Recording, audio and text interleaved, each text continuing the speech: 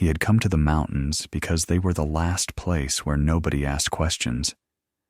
Up here, the wind didn't care why he slept in the back of a truck, or why his hands trembled when engines backfired in town. The granite didn't flinch at scars on his knuckles, and the sky never looked away when he stared at it too long. The mountains just were, ancient and indifferent, and for a man who had run out of explanations, that felt like mercy. His name was Luke, though it had been a while since he'd heard anyone say it with any real familiarity. Most people in the tiny valley town just called him the mountain guy, if they spoke about him at all. He was fine with that. It was easier to be a silhouette on a ridgeline than a man with a story. The only creature that still acted like his name mattered was the dog trotting a few steps ahead of him on the narrow trail, nose working, tail held level like a flag. The shepherd mix had once belonged to a canine unit. You could see it in the way she moved, purposeful, efficient, every sense sharpened. Now she belonged to him, though he often felt like it was the other way around. He'd found her in a shelter 3 valleys over, pacing in a concrete run, eyes too alert for a dog who'd supposedly aged out of service. They had taken one look at each other and understood. You're broken, I'm broken, let's walk it off. He named her Ember because something inside both of them still glowed, even if the fire around it had gone out. Late summer in the high country carried a particular kind of silence. Not emptiness, but a layered hush. Wind sliding through lodgepole pines, the distant rush of meltwater in a ravine, the occasional shrill call of a hawk riding an updraft. The world below, traffic, deadlines, arguments, rent, felt like another planet. Up here, the sun and the circling birds kept time. Luke's boots sank slightly into the soft mat of old needles as he climbed toward a ridge he'd been eyeing for weeks. On paper, he was here to check fence lines and note deadfall near the old forest road. A small job the county paid him just enough for so he could afford fuel and beans. In reality, he was here because moving forward still felt better than sitting still long enough for memories to catch up. Ember's gait changed subtly. One moment she was loping easy, the next she was a taut line of focus, every muscle alert. Her head tilted, nostrils flaring as she veered off the barely there trail to the right. Luke felt his own senses tighten automatically, an old instinct firing up like an engine that hadn't really cooled. "What is it, girl?" he murmured.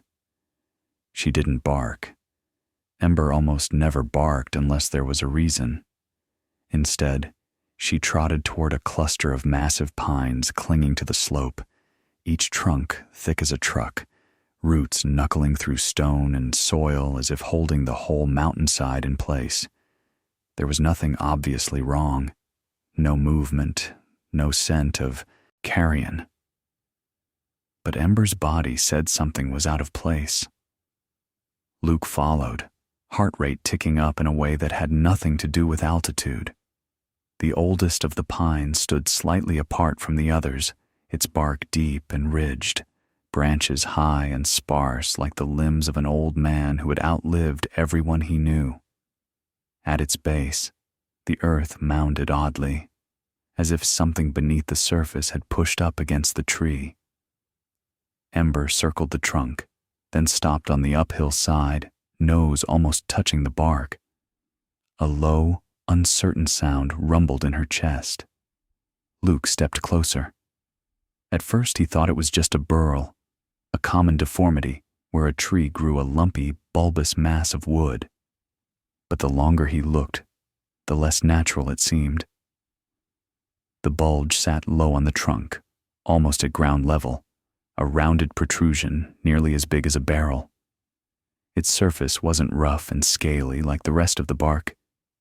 It seemed smoother, the pattern of the grain subtly different. He knelt, running calloused fingers over the lump. The texture made his brows draw together.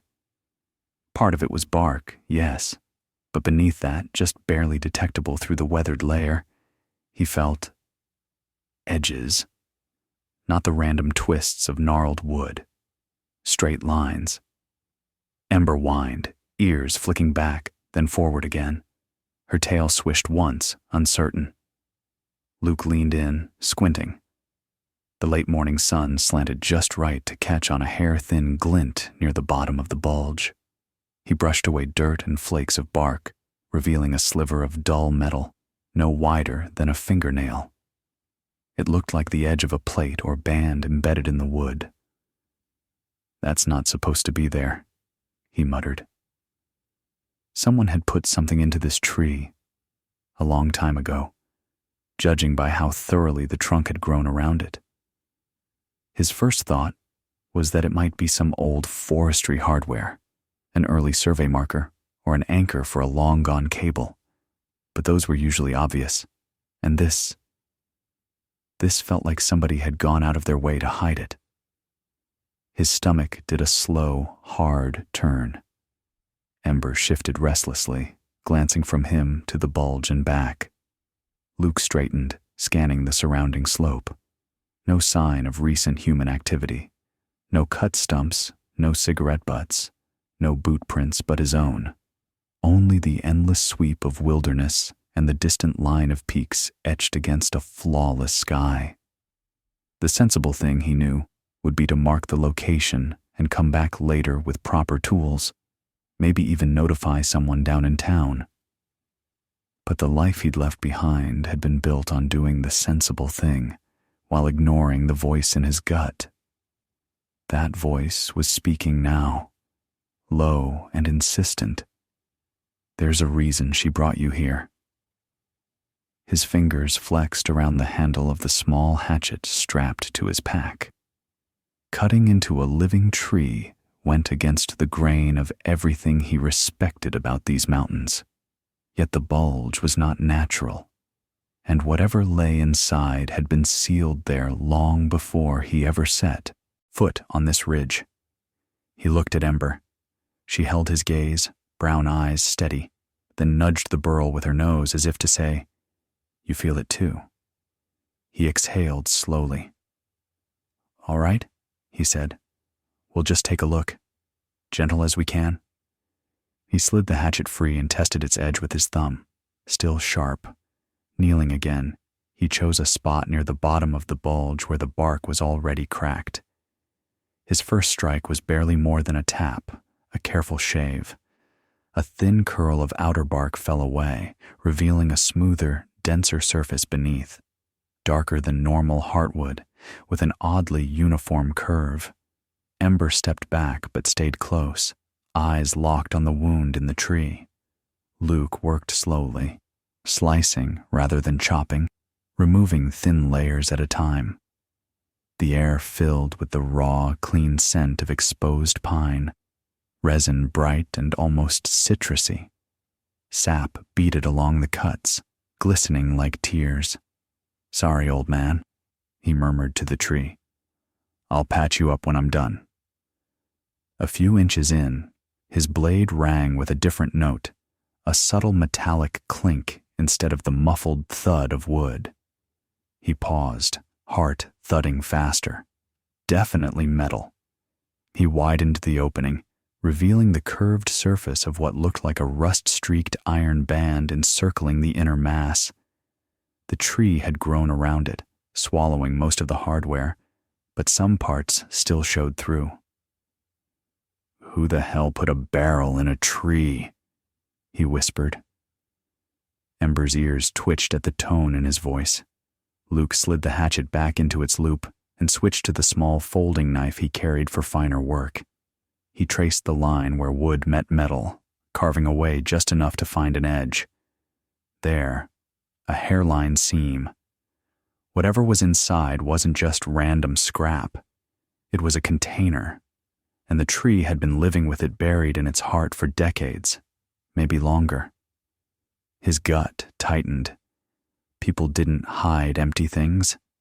He found what felt like the rim of a lid and carefully worked around it, freeing it from the wood's grip. Minutes stretched, sap sticky on his fingers, sweat damp at the back of his neck despite the cool mountain air. Finally, with a soft, protesting creak, a section of the bulge yielded. A round metal lid, about the size of a dinner plate, came loose with a sucking sound, bringing with it a shower of dry, crumbly inner bark. A faint smell followed. Old paper, dust, and something else. Cedar oil, maybe. Ember sniffed, then sneezed, but her tail wagged with restrained excitement. Luke set the lid aside and peered into the hollow cavity it had covered. Inside, tightly packed and wrapped in layers of waxed cloth and oilskin, lay several cylindrical bundles and a small, rectangular tin box. The bundles were bound with thin, brittle twine that disintegrated under his fingers. Gingerly, he lifted one out. It had the weight and shape of a rolled-up document. A map? A letter? His pulse hammered in his temples. Something about the care with which everything had been sealed spoke of deliberate intention, not desperation. Whoever put this here had expected, maybe even hoped, that someone would find it one day. But not just anyone. His chest tightened, an old ache flaring behind his ribs. He thought of how his life had narrowed to a single repeating line. Wake up, walk, work just enough not to starve, avoid people, try not to remember the night everything changed. It felt like the universe usually went out of its way not to notice him. Now, in the hollow of an ancient pine, the universe seemed to be leaving a direct message. Easy, he muttered to himself. It's probably just some old surveyor's notes. He didn't believe it. Ember watched intently as he unwrapped the bundle. The oilskin flaked slightly but held, the seams still resilient. When he finally peeled the last layer away, his breath caught.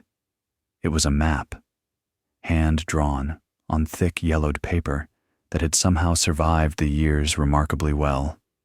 The ink had faded to a soft brown, but the lines were clear, meticulous, careful. It wasn't a standard topographic map. No grid lines, no printed labels, only hand-lettered names of ridges, creeks, meadow clearings. Some of the names he recognized from his own wandering. Others he'd never seen on any official chart. But what made his hand tighten on the edge of the paper was a specific mark drawn in dark ink near the center. A small symbol that looked like a star or a compass rose, etched right where he knew this ridge should be. Beside it, in neat, cramped writing, Sentinel Pine. He looked up at the massive trunk that loomed over him. Sentinel. The name fit. His gaze dropped back to the map. A line led from the Sentinel Pine symbol to a small X deeper into the mountains. Next to the X was a word that made his mouth go dry. Cash. Ember gave a quiet, questioning woof, sensing the shift in him. Yeah, he whispered. I see it too. He set the map carefully on his pack, weighed down with a small stone so the breeze wouldn't take it, and reached back into the tree. The next bundle was smaller, heavier. Inside a layer of cloth, his fingers found leather, a well-worn journal, its cover cracked but intact. A faded name was burned into the front in careful block letters. Luke Morgan C.R. He stared, air leaving his lungs all at once. His own last name. He swallowed, blinked, read it again to be sure. His father's name. The man who had disappeared into these mountains when Luke was 12 and never come back. The man the search parties never found. The man everyone assumed had slipped, fallen, been buried under snow or stone. The man whose absence had hollowed out Luke's home the way this iron band had hollowed out the pine. Ember stepped closer, pressing against his leg as if sensing that the ground beneath him had shifted. Luke sank back onto his heels, the journal cradled in both hands, the tree's rough bark pressed into his back. For a moment, the forest sound dimmed, his pulse booming loud in his ears. "No way," he whispered, but the letters didn't change. Luke Morgan, CR. The same handwriting he barely remembered from notes on the fridge. The same angular style he had tried to mimic as a kid when he wrote his own name on school worksheets. Heat pricked behind his eyes. The mountains, the dog, the drift of his life.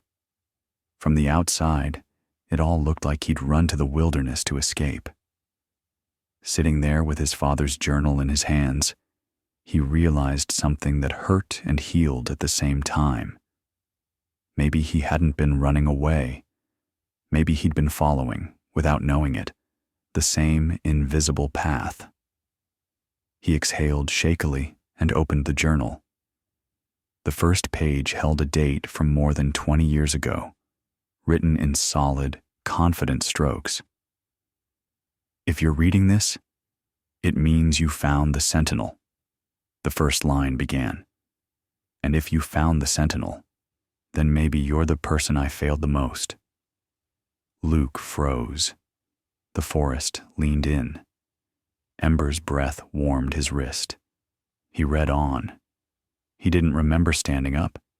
He didn't remember closing the journal or brushing the wood shavings off his knees. He only remembered the feeling, a strange, disorienting pull inside his chest, as if some invisible string deep in the marrow of his bones had been yanked hard. For 20 years he had lived with a simple truth. His father left. Men who leave don't come back. Men who disappear don't leave messages. But this journal, sealed inside a living pine like a time-locked confession, said otherwise. Ember walked at his side, glued to him, checking his face every few seconds the way working dogs do when they sense their handler's heartbeat has gone off rhythm. He scratched her head, because touch was the only thing keeping him grounded.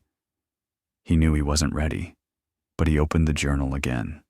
The next paragraph was written shakier than the first, letters slightly slanted. "It's hard to write to a ghost, son. Harder still when the ghost is alive and growing somewhere I can't reach. If you are here, I need you to understand something. I did not leave because I didn't love you. I left because I wasn't safe to be around." Luke swallowed hard. Memories flickered. The shouting behind closed doors, his mother crying quietly in the kitchen, his father pacing the hallway at 3 a.m. like a man trapped in a burning room. Then silence. The kind that meant he was gone. Forever. He turned the page carefully, paper so old it felt like just breathing on it might tear it. "This forest is the only place where my head goes quiet. I built the cache so no one else could find me. I didn't want to be found. Except if it's you." Luke's throat tightened, words blurring at the edges. Ember nudged his elbow gently, grounding him. A gust of wind rushed through the pines, carrying the scent of resin and dust and something older, like the forest itself was exhaling after holding its breath for 2 decades. Below the entry were coordinates, not to the tree. He was already here. Coordinates deeper into the mountains, a second stash, a second message, maybe answers, maybe more questions. He looked up at the massive pine. The thought hit him. His father never stopped leaving clues. Luke had just never known to look. He stood slowly, sliding the journal into his pack, then folded the hand-drawn map and tucked it inside an inner pocket. When he reached for the metal lid he'd removed, he hesitated. Should he put it back? He stared at the opening in the trunk, the dark hollow where the journal had slept for 2 decades. "No," he murmured after a moment. If he wanted it hidden forever, he wouldn't have left my name on it. He left the lid on the forest floor. Ember barked once, sharp, urgent. She had moved several feet up the slope, nose to the ground, tail straight like a signal flare. "You found something else?" he asked. She bounded to the next tree, not as large as the sentinel, but old, and pawed at the earth. Luke jogged over, his boots sliding on loose needles. He knelt. At first he saw nothing, just roots, stones, years of layered debris. Then, a narrow strip of leather, half buried, weather-stained, attached to something larger. He brushed away the dirt. A satchel, not modern. The stitching was hand-done, rough but sturdy. The leather cracked from age, but intact. His hands trembled as he opened the flap. Inside were only 3 items: a small compass, a folded piece of paper, and a metal tag the size of a dog collar plate. He lifted the tag first.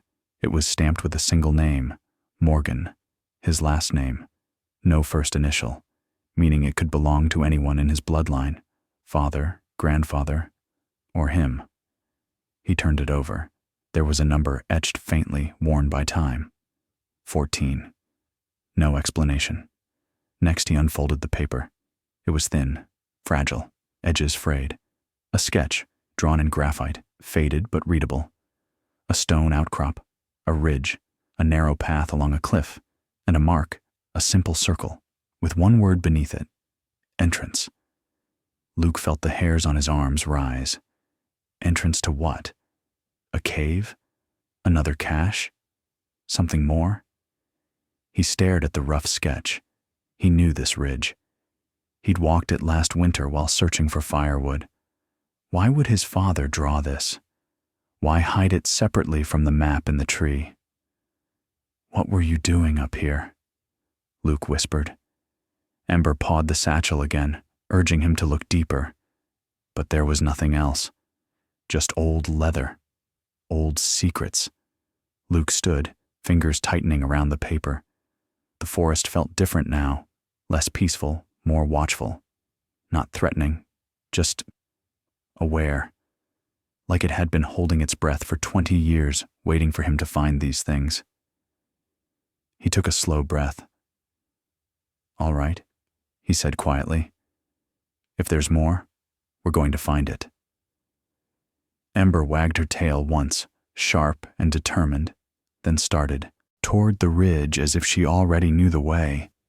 He followed, not because he trusted the forest, but because, for the first time in years, he felt something he'd forgotten how to feel: purpose. Not running, not surviving, not disappearing, following. A trail left just for him. The ridge rose ahead of him like a spine of broken stone, jagged and sun-bleached, the kind of place where the wind cut sideways and shadows stretched longer than they should. Ember trotted ahead, her body language taut with purpose, nose scanning the air with that sharp, instinctive confidence she never lost. Not through training, not through time, not through the quiet decay of the man walking behind her. Luke felt every step in his bones, the weight of the satchel, the journal, and 20 years of unanswered questions pulling at him like invisible stones. But he kept moving. He had to. The forest around him seemed different now, no longer indifferent, no longer background. It felt like it was listening, watching, waiting for something inevitable, like an unseen page turning.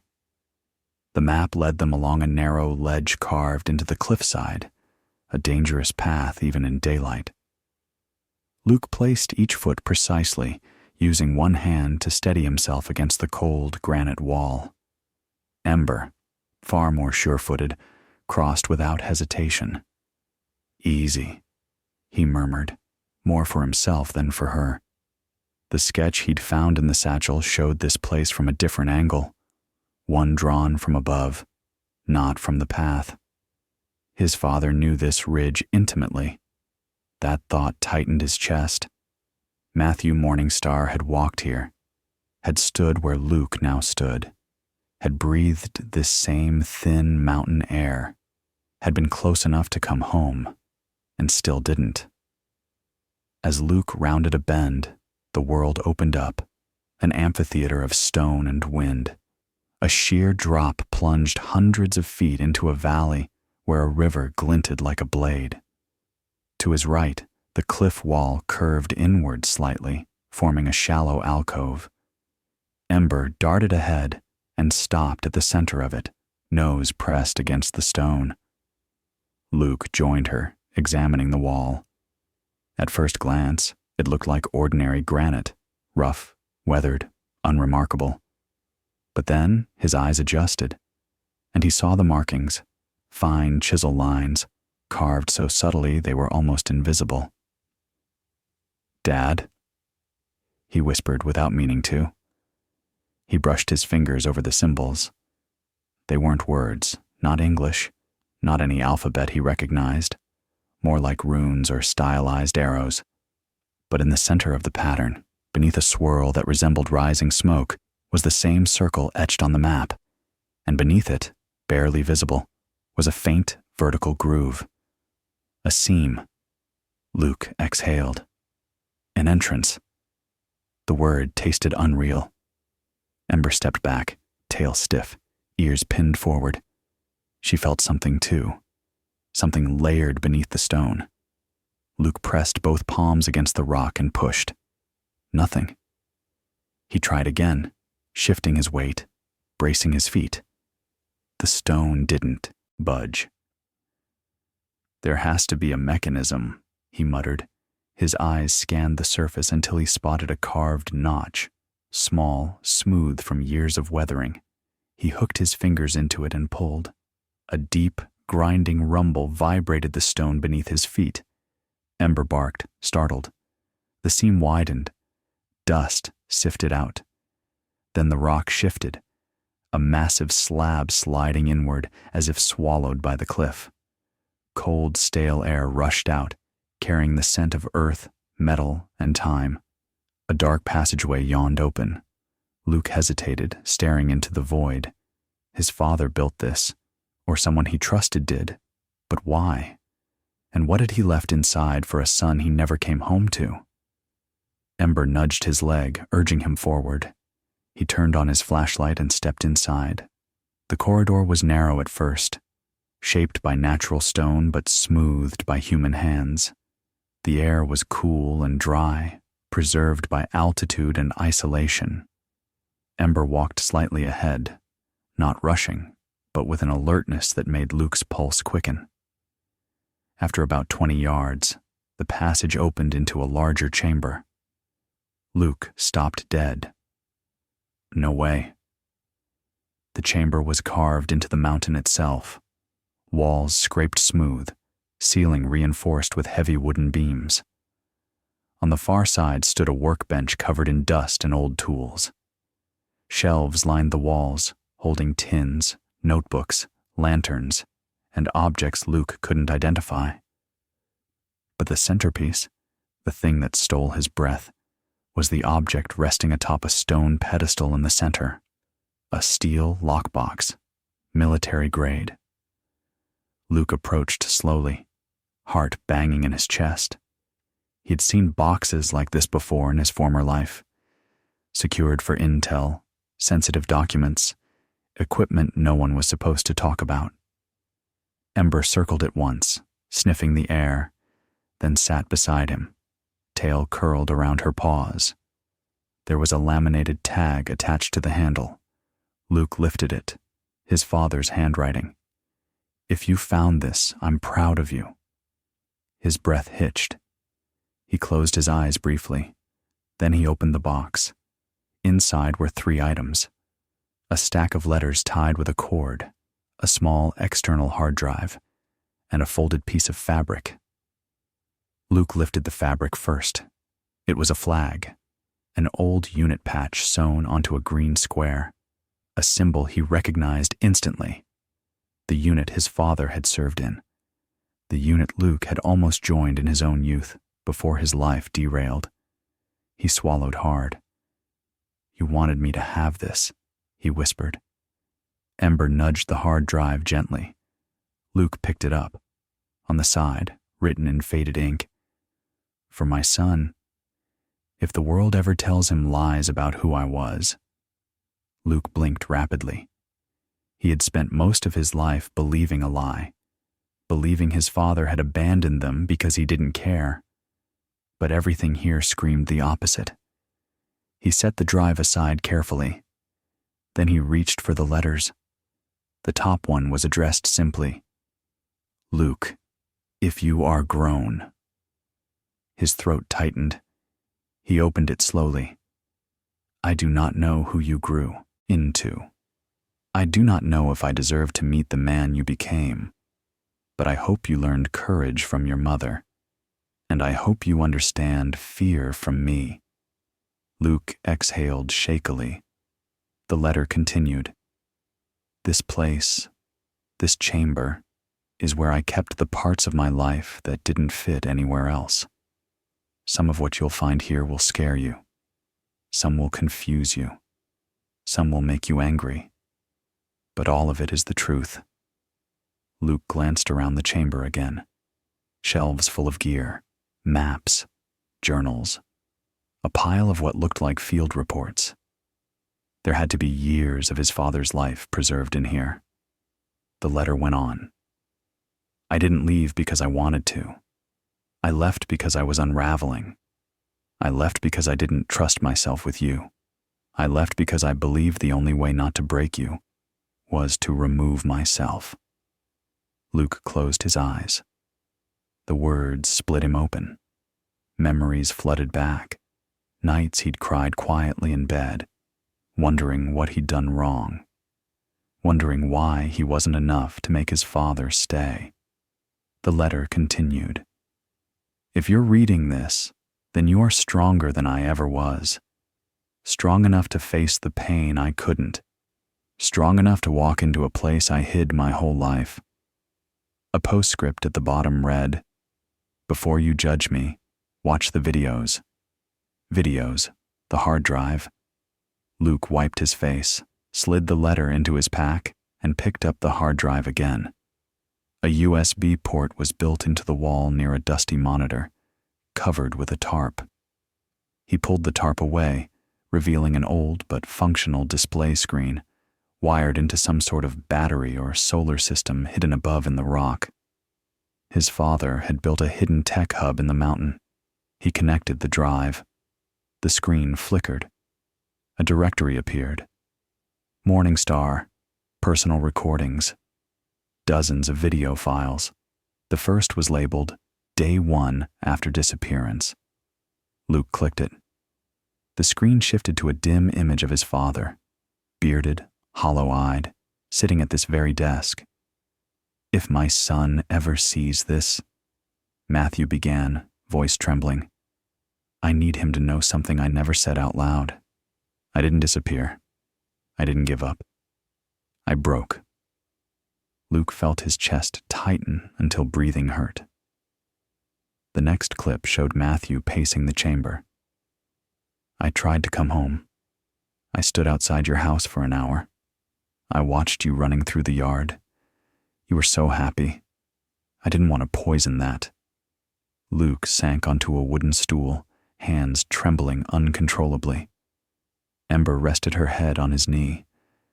The next clip was darker. Matthew staring into the camera, eyes red. "I'm scared I'll hurt someone. I'm scared I'll hurt myself. I'm scared of everything, except him. I'm only scared of failing him." Luke felt tears spill over silently. The next file was titled, "The Accident." He clicked it. Matthew appeared with bandaged arms, cuts along his neck. "I triggered a rock slide. Elias saved my life. I should have died. But something kept me alive. Maybe so I could finish building this place. Maybe so I could leave proof that I wasn't a monster." Luke sucked in a breath. This was his father, not abandoned, not careless, but broken and fighting desperately not to let the world collapse with him. Video after video revealed a story Luke had never been told. Years of trauma, guilt, fear, attempts to return, failed letters he never sent, nights spent crying alone in this mountain. One clip made Luke freeze. Matthew held up a baby onesie. "I bought this. I wanted to give it to him. I almost drove back. He broke down on screen. Luke closed the laptop slowly, hands covering his face. Ember leaned fully against his side, grounding him in the present. For a long time, Luke didn't move, didn't speak. He just breathed, letting the truth settle. His father hadn't abandoned him. His father had loved him too much to risk destroying him. But love twisted by fear can look like abandonment. When he finally stood, the mountain felt different, less hostile, less lonely, like it had been waiting for him to understand. He explored the chamber further. In one corner, he found an ammunition crate filled with sealed documents. Inside were deeds, land transfers, mineral rights, a certificate showing partial ownership of a forgotten mining parcel deep under the ridge, land still valuable. His father hadn't left him poverty. He'd left him security, enough to rebuild a life, enough to start fresh, enough to finally stop running. Luke stared at the documents, stunned. But deeper in the crate, beneath the papers, was something wrapped in canvas. He unrolled it. Inside was a small wooden box. He opened it. Inside were photographs, dozens of them, all of Luke, as a baby, as a toddler, playing in the backyard, sleeping in his mother's arms. His father had saved every picture. Luke pressed a hand to his mouth, overwhelmed. Ember whined softly, sensing the storm inside him. "He never left me," Luke whispered. "He never stopped." He couldn't finish the sentence. He didn't need to. The chamber said it for him. Eventually, Luke packed the items carefully. Letters, videos, deeds, photos. Everything his father wanted him to find. Everything he needed to heal. When he stepped out of the chamber and back into the sunlight, the entrance slid closed behind him automatically, sealing the past but not erasing it. The sun was setting now, painting the valley gold. Ember bumped his leg playfully, her way of asking if he was okay. "Yeah," Luke whispered. "I think I will be." He looked down at her. "Let's go home." For the first time, the word home didn't feel empty. He felt the ridge wind brush against his skin, cool, gentle, almost like a hand on his shoulder. And Luke realized something profound. His father hadn't vanished into wilderness. He had built a legacy in it, a map, a trail, a truth. And Luke had finally followed it. Now it was his turn to live. Not out of fear, but out of understanding. He tightened his pack straps. Ember barked once, ready. Together, they walked back down the ridge, the mountain at their backs, the future opening in front of them like a new trail waiting to be explored. Luke didn't look back. He didn't need to. He carried his father with him now. In truth, in forgiveness, in the life he was finally ready to live.